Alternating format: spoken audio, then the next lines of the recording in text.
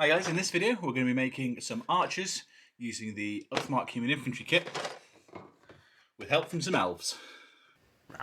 Scruffy Crow.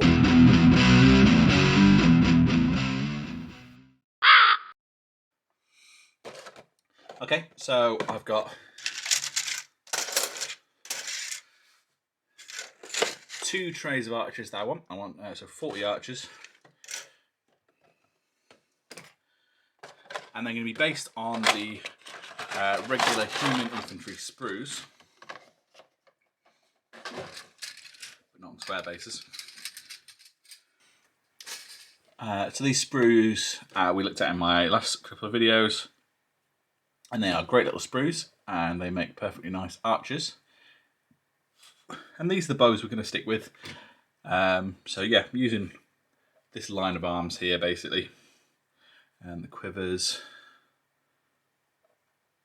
The quivers we've got here are going to be fine.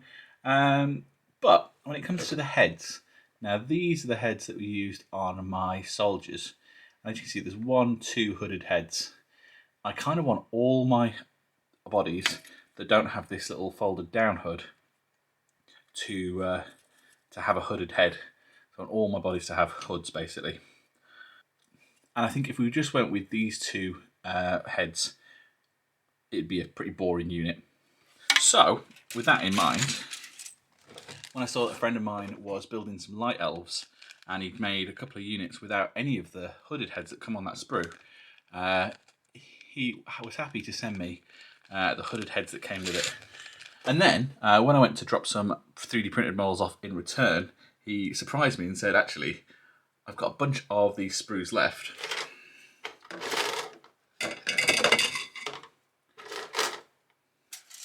Do you want the bits for kit bashing and the like?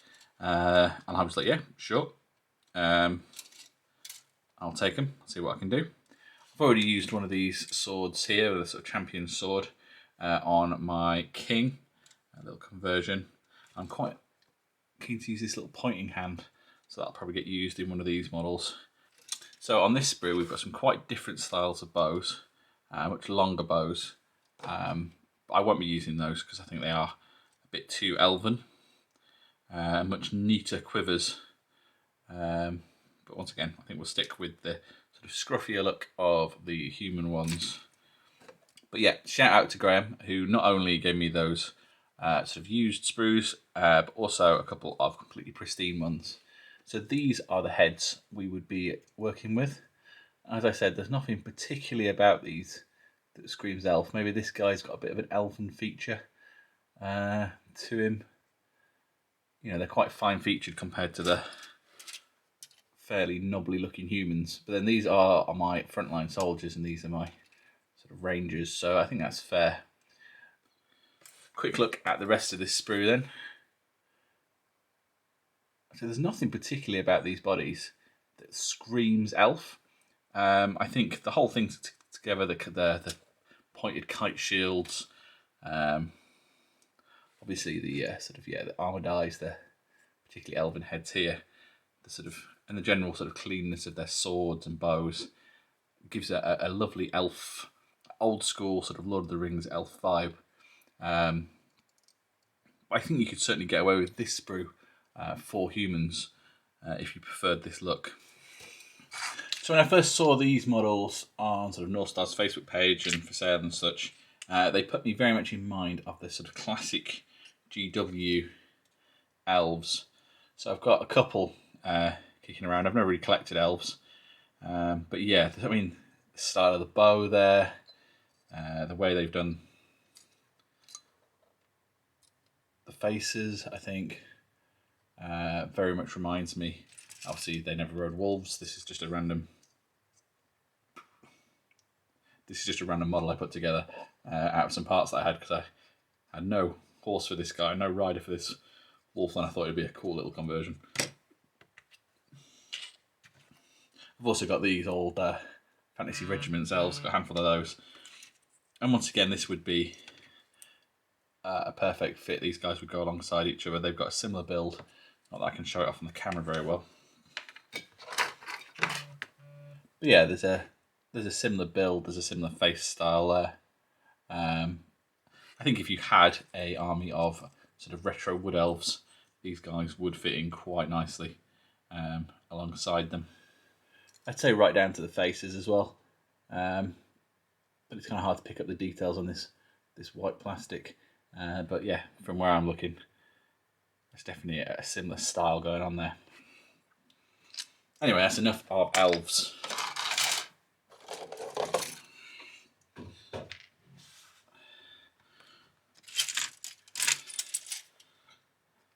I'm going to start like I did the last video, and I'm going to clip out just an almighty amount of parts. I'm basically just going to clip all of these frames, at least all the archer bits that I require off them, and get 40 torsos ready. Okay, so I'm not doing this my normal way.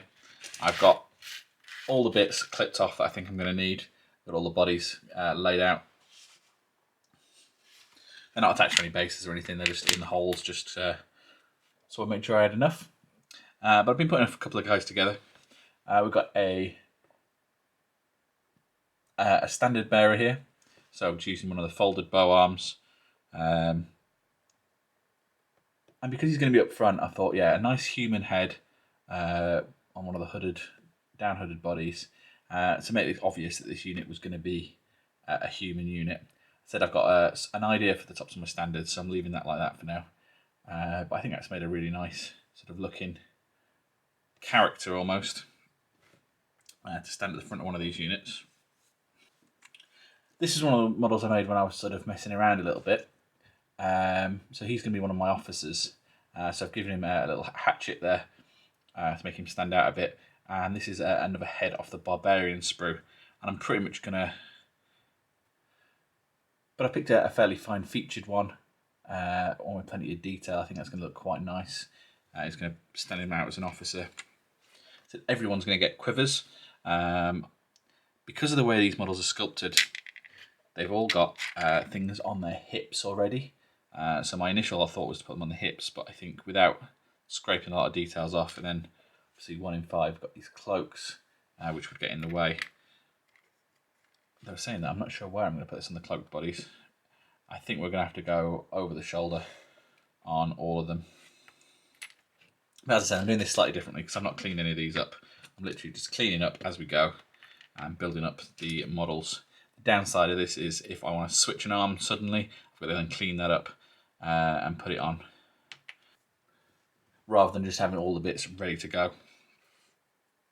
But the idea of cleaning up all those bits at once, yeah, I'd rather not. That'd be really boring. Okay, there's my second officer. I think he's come out very nicely. Sort of definitely works. So I like having the weapons in there because that's going to make them stand out quite easily. One criticism of the Oathmark kits is there's no musicians. Now this might just be something I've pulled over from years of playing fantasy battles, but I don't think a unit is correct unless it's got an officer, a standard, and a musician. So I'm going to have a little think about what I can do to bring some musicians in. And this is what the kit looks like when we've just got the human bow arms. It still needs a bit of cleaning up, and one of the elf heads. So I think that is a perfectly acceptable human archer once he's been cleaned up. One thing I have noticed is that the elf heads have quite a sort of serious mould line straight down the sides of their hoods. That actually requires quite a lot of, I think the best way to clear it is just with the side of a knife, but quite a strong clearing up, because I think you really would notice that once it's painted. Obviously it goes all the way across onto the back. But there's no problem getting the elf heads to fit on these hooded bodies, human bodies. They're going on just fine, without any obvious, super obvious seams or anything. So yeah, these models are coming together quite nicely. Okay, it's taken me a couple of days, but I've got all my bowmen built. They're not on their bases yet. I need to snip out a good number more bases yet to get these guys all based up. I also haven't put on the quivers, so there's 40 quivers there, all ready to go on. Just as a tiny aside, I built this guy. This is one of the war games I like, halflings, with his little horn. He's toting a elf dagger as a little sword down here, and this is one of the shields from the human kit, and he is going to be my musician for my human unit, to take me up to a full squad of 20, should I need to, if I was going to move my king into a different unit. And I just thought it was cute to have this little guy. This is how he scales up to a human. I just like the idea they've given him a full-size shield, but he's still only expected to blow that horn. So yeah, as I was saying, my next step is going to be to get all these guys on bases and get these quivers attached. Oh, I just checked some reference pictures, and it looks like we want the quivers on the same arms as the they pull the arrow from. So something a bit like that. And I think there should be enough contact point on these backs to keep those nice and stuck on. One thing that I have noticed about using this kit is that normally I'm quite careful with the amount of glue I use. These kits seem to appreciate a little bit extra glue. Once again, when we're getting these guys on the base, I'm not trying to get this central onto the base. I'm trying to get the whole mass of the model. Yeah, the whole mass of the model sort of central, which normally means that the actual inbuilt base is a little bit more towards the back. Okay, so I've already done one unit completely finished with all their quivers and everything, and they are actually looking pretty cool. And I've got starting to develop a little bit of a trick for doing these quivers, especially on the more sort of textured backs here. And I've got this file, it's quite narrow and flat, and I'm just putting a flat spot, hardly anything at all, so we can get it to show up on the camera.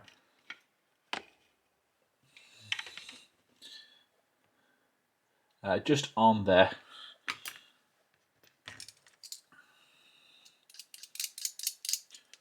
Clean up another one of the quivers.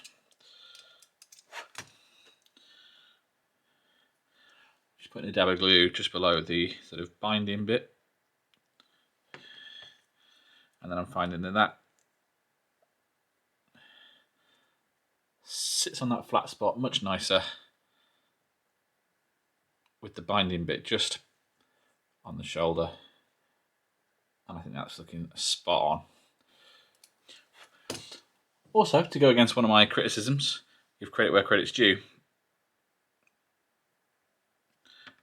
I've noticed that these cloaked backs, which I thought would be a nightmare to get the quivers on, actually, without any work whatsoever, have a little flat spot, and the side of the hood makes a nice little angle to get the quivers on.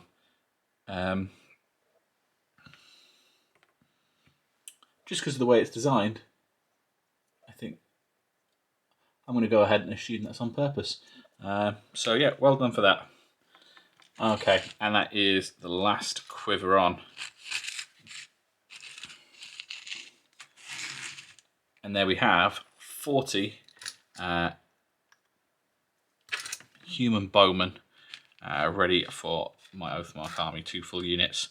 And I think they look absolutely fantastic. As I said, the banners, I'm going to do a little video on at some point. I've got some ideas. You might have seen them knocking around a second ago. The bases, they're going to get the same treatment as I did with the human soldiers. So we'll put filler around the edges of the integral bases, file that down, and then we'll sand the whole lot before we paint it. If you want to see that, you can check out the preparing my soldiers for paint video. I'll stick a link in the description anyway, hope you find that. But I am going to do one more thing to these guys that I didn't do to those. Okay, what I've got here is one of the sprues off the Games Workshop modular bases. Still with some of the modular base parts on. Take those out of the way for now. Put them somewhere safe.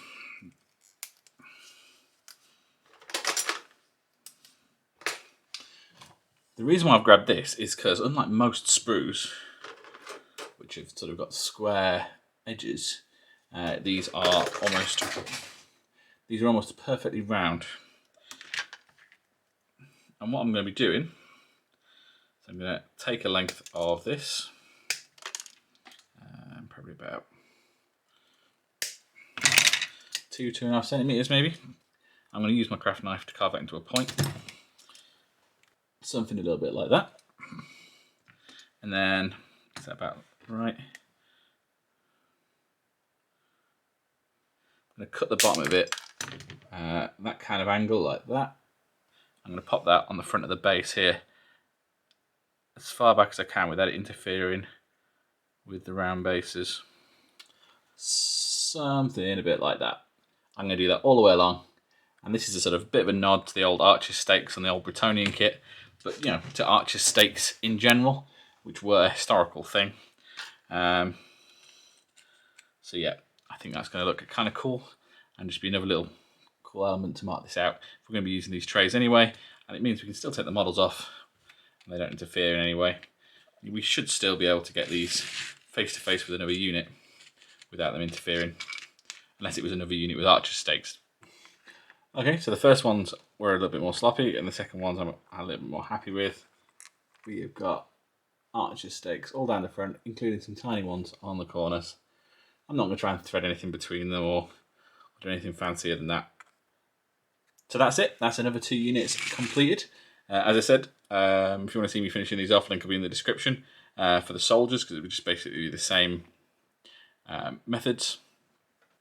And hopefully I'll get around to painting them before the end of the month. And that's all for this video. Please let me know what you thought down in the comments. Maybe subscribe for more. And as ever, thanks for watching. Bye.